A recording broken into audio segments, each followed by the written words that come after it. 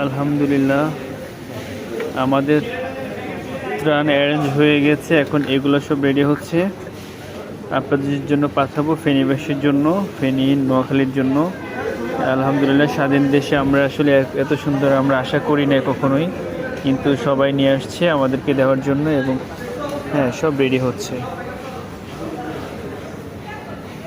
আলহামদুলিল্লাহ।